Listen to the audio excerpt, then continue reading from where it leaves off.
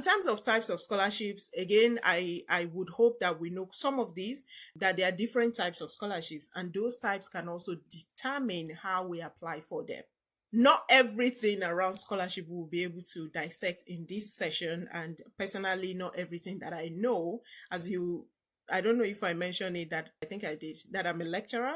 So as lecturers, we do talk quite a bit. And so I can have this class go on for 3, 4, even more hours if needed.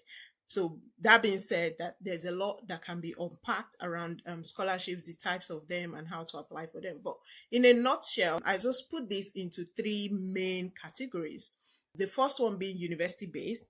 And I think probably this is the one that goes under the radar for a lot of people. And you don't really get people apply, as especially those that probably are qualified, may not be aware of them and wouldn't apply for them. There are some schools that we have funding. At least I'm aware of one that there are fundings and there are just no students applying for them. And the reason is the words are just not out there. People are not aware of some of these fundings.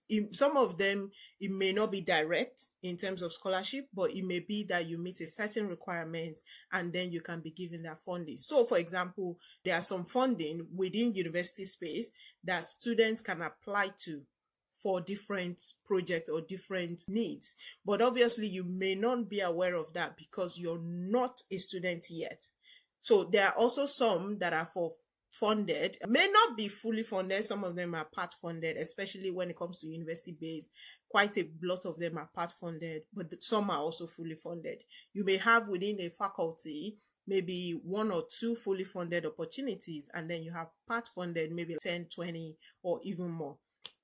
And I say this, I appreciate that places like the US, they have massively, or even Canada, they have massive number of funding opportunities that may trump what we have in the UK. But still, I have to highlight what I know about UK, especially university funded opportunities.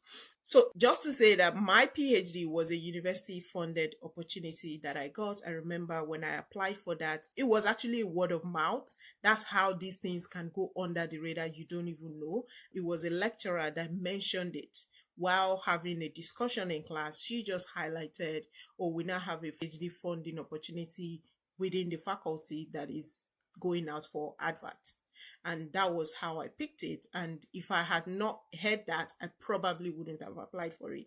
That's just to tell you some of these opportunities, university-based opportunities, they are really, I feel like they are not talked about as much as possible. In the UK, we have over 100 universities, and a lot of these universities have funding opportunities. Again, maybe part funded, but some are also fully funded. And I can almost assure myself that none of us here have gone through even half of the university's website and get information around their funding opportunities.